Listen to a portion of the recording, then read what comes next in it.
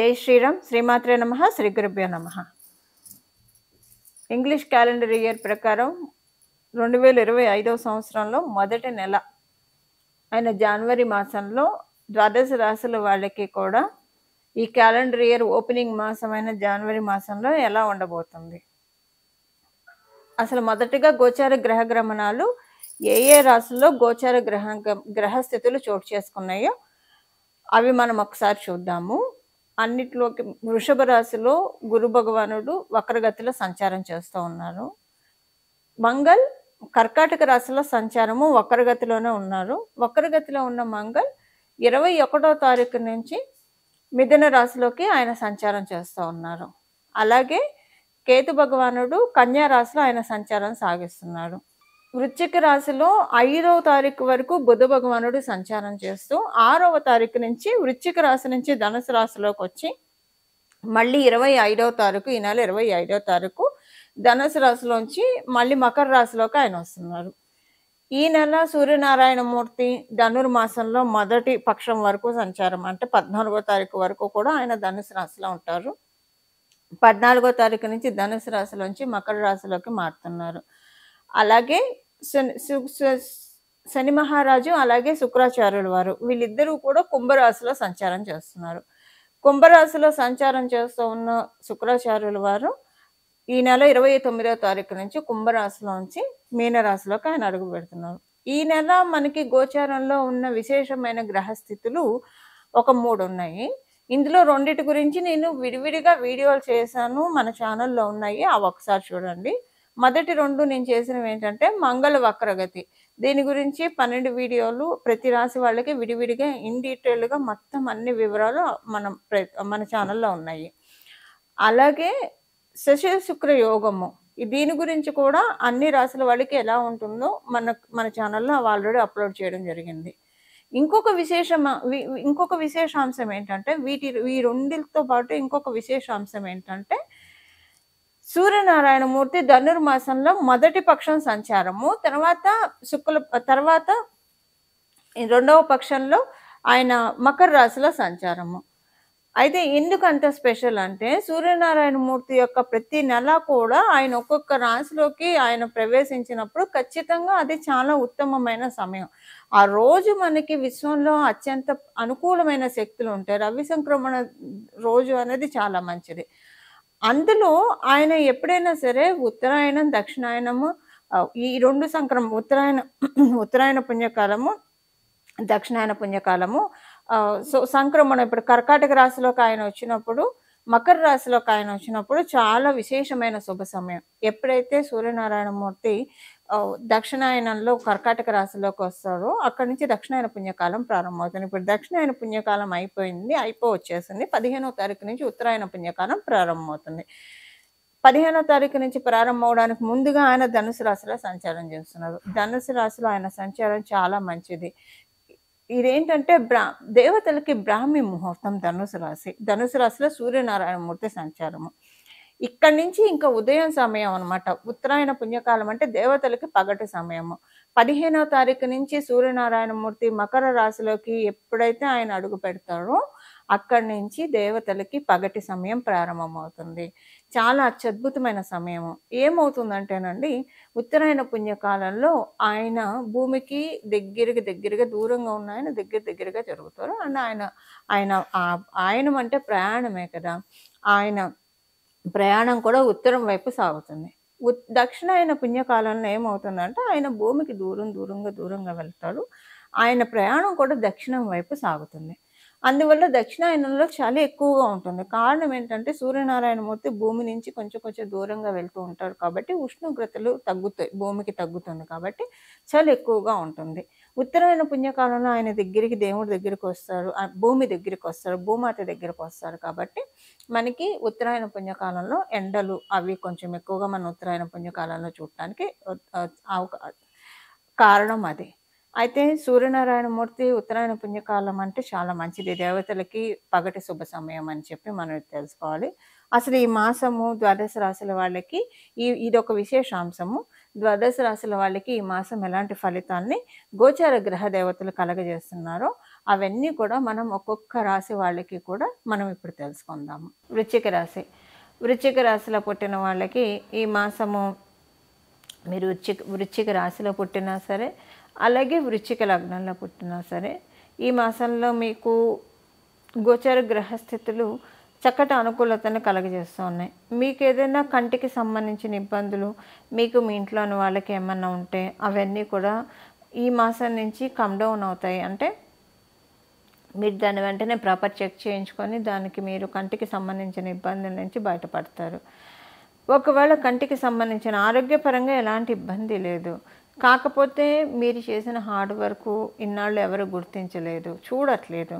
అలాగే మీరు చేసిన డెడికేటెడ్గా మీరు చేసిన పనులు ఇప్పటి వరకు నోటీస్ చేయట్లేదు. అది ఇంట్లో వాళ్ళు కావచ్చు, బయట వాళ్ళు కావచ్చు, ఇలా మీరు బాధపడుతూ ఉంటే కనుక ఈ మాసం దాని నుంచి మీరు ఆ స్ట్రెస్ నుంచి బయటకు వస్తారు. కొంత ఈ మాసము 15వ తారీఖు వరకు కూడా మీకు తెలియకుండానే మీరు స్ట్రైట్ ఫార్వర్డ్గా మాట్లాడతారు. మీకు తెలియకుండానే మీరు స్ట్రైట్ ఫార్వర్డ్గా మాట్లాడడం వల్ల ఈ మాసంలో మీకు కొన్ని అనుకూలతలు ఉన్నాయి, అలాగే కొన్ని ప్రతికూలతలు కూడా ఉన్నాయి. యథార్థవాదిలో ఒక విరోధి అంటారు.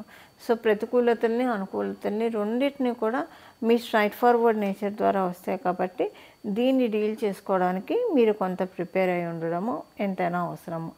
అలాగే ఈ మాసం మీరు చేసే గృహ ప్రయత్నాలు చేయొచ్చు, చక్కగా సఫలీకృతం అవుతాయి. మీరు హౌస్ ఏమన్నా చేంజ్ అవుదామని అనుకుంటే హౌస్ చేంజ్ అవ్వడానికి మంచి సమయము, చేంజ్ అవ్వచ్చు. అలాగే అద్దిల్లుల్లో ఉన్న వాళ్ళు వేరే ఇల్లు కోసం ప్రయత్నిస్తూ ఉంటే దానికి కూడా అనుకూలమైన సమయం. విద్యార్థినులకి మంచి శుభ సమయం. ఇబ్బందులు అయితే లేవు. గోచారము ప్లస్ చేయట్లేదు, మైనస్ చేయట్లేదు. అందువల్ల మీ జన్మజాతకాన్ని అనుసరించి ఫలితాలు ఆధారపడి ఉంటాయి. ఇవి ఈ మాసంలో గోచర గ్రహస్థితుల ఫలితాలు వృశ్చిక రాశిలో పుట్టిన వాళ్ళకి. పరిహారము ఈ మాసంలో ద్వాదశ రాశిలో వాళ్ళు కూడా చేసుకోవాల్సిన పరిహారము సూర్యనారాయణ మూర్తికి సంబంధించినది. ఎందుకంటే ఆయన ధనుసు రాశిలో సంచారం చేస్తే ఇంకా మకర రాశిలోకి ఆయన వచ్చినప్పుడు చాలా మంచిది. ఈ మకర రాశిలోకి ఆయన అడుగుపెట్టినప్పుడు ఎప్పుడైనా సరే సంక్రమణ రోజుల్లో కనుక సత్యనారాయణ స్వామి వ్రతం చేసుకుంటే చాలా మంచిది. మనకి సత్యనారాయణ స్వామి వ్రతకల్పంలోనే ఉంటుంది కదా. పౌర్ణమి రోజు కానీ, ఏకాదశుల్లో కానీ, లేదా రవి సంక్రమణ దినాల్లో కానీ ఎవరైతే సత్యనారాయణ స్వామి వ్రతం చేసుకుంటారో వాళ్ళకి అత్యంత శుభ ఫలితాలు ఉంటాయని మనకి వ్రతకల్పంలోనే ఉంటుంది. అయితే ఇప్పుడు మనకి ఉత్తరాయణ పుణ్యకాలంలోకి మనము 15వ తారీఖు నుంచి, జనవరి 15వ తారీఖు నుంచి అడుగుపెట్టబోతున్నాం. ఈ ఉత్తరాయణ పుణ్యకాలంలో ప్రవేశించేప్పుడు ఆ రోజు పర్టికులర్గా ఎవరైతే కనుక సత్యనారాయణ స్వామి వ్రతం చేసుకుంటారో వాళ్ళ ఇంట్లో వాళ్ళ మటుకే వాళ్ళు ఒక బ్రహ్మగారిని పిలిచి మీ మటుకే మీరు చేసుకోండి. ఎంత శక్తి ఉంటే అంతలో చేసుకోండి. లేదా గుడిలో సామూహికంగా జరిగిన చోటైనా మీరు చేసుకోవచ్చు. ఈ రెండిటికి శక్తి లేదు. ఒక్కొక్కసారి డబ్బు కావాలి, అలాగే ఓపిక కావాలి, అంటే ఆరోగ్యం సహకరించాలి. మూడవది ఏంటంటే పరిస్థితులు అనుకూలించాలి. సో డబ్బుకి ఆరోగ్యానికైతే మనం ఏం చేయలేం. పరిస్థితులు ఒక్కొక్కసారి డబ్బు ఉంటుంది, ఆరోగ్యం ఉంటుంది, పరిస్థితులు అనుకూలించాం. ఏ కారణాల రీత్యా ఇంట్లో ఎవరైనా గతించిన రోజుల్లో ఉంటే అప్పుడు చేసుకోవడానికి అవకాశం ఉండదు, అదొకటి.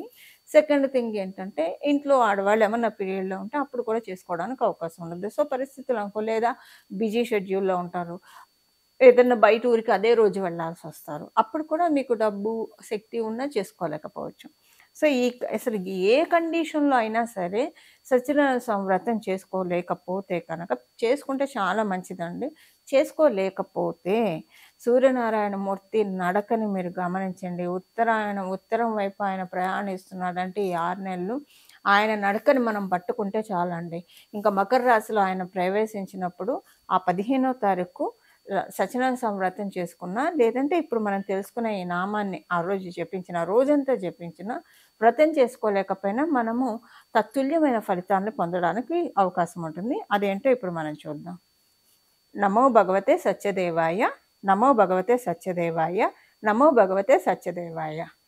సూర్యనారాయణమూర్తి ఉత్తరం దిశ వైపు ప్రయాణించే శుభ సమయము, దేవతలకి పగటి శుభ సమయము.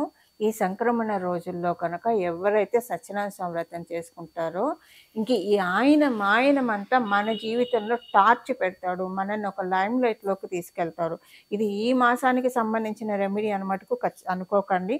ఇది 6 నెలల వరకు మనకి పనికొచ్చే శుభత్వాన్ని ఇచ్చే రెమెడీ. 15 మనం దక్షిణాయనప్పుడు కూడా దక్షిణాయనం సంక్రమణం అయినప్పుడు చేసుకోవడం, ఉత్తరాయణ సంక్రమణం చేసుకుంటే కనుక మనకసలు సంవత్సరం అంతా కూడా బావుంటుందండి. చాలా బావుంటుంది. ఇప్పుడు వ్రతం చేసుకోవడానికి అవకాశం లేని వాళ్ళు మనం తెలుసుకున్నట్లు ఇది చేస్తే, ఇంకా సూర్యనారాయణ మూర్తిని పట్టుకొని ఆయన అడుగు జాడల్లో మనం నడిస్తే కనుక ఆయన ఎటెటు వెళ్తూ ఉంటే మనకు అక్కడ అంతా కూడా వెలుగులు ఉంటాయన్నమాట. సో మన జీవితంలో ఆయన వెలుగుల్ని ప్రసరించే శుభ సమయంలో మనం ఉన్నాం కాబట్టి దాన్ని పరిపూర్తిగా మనమందరం కూడా అందుకోవడానికి ప్రయత్నిద్దాము. ఇలా సూర్యనారాయణమూర్తిని మనం ఆయన గమనాన్ని పట్టుకొని తద్వారా దేవతల యొక్క కృపను మనం పొందడానికి ఇది అనువైన శుభ సమయం. ఈ విధంగా సూర్యనారాయణమూర్తి మన జీవితంలో సౌభాగ్యాన్ని తెచ్చిపెట్టాలని చెప్పి, సూర్యనారాయణమూర్తి మన జీవితంలో సర్వసంపదల్ని తెచ్చిపెట్టాలని, సూర్యనారాయణమూర్తి మనందరికీ కూడా ఆరోగ్యం అనే మహాభాగ్యాన్ని ఇవ్వాలని చెప్పి, అలాగే సూర్యనారాయణమూర్తి మనందరికీ జ్ఞాన సంపదని ప్రసాదించాలని చెప్పి మనందరి తరఫున నేను కూడా సూర్యనారాయణమూర్తిని ప్రార్థిస్తూ మంగళం. నమో భగవతే వాసుదేవాయ.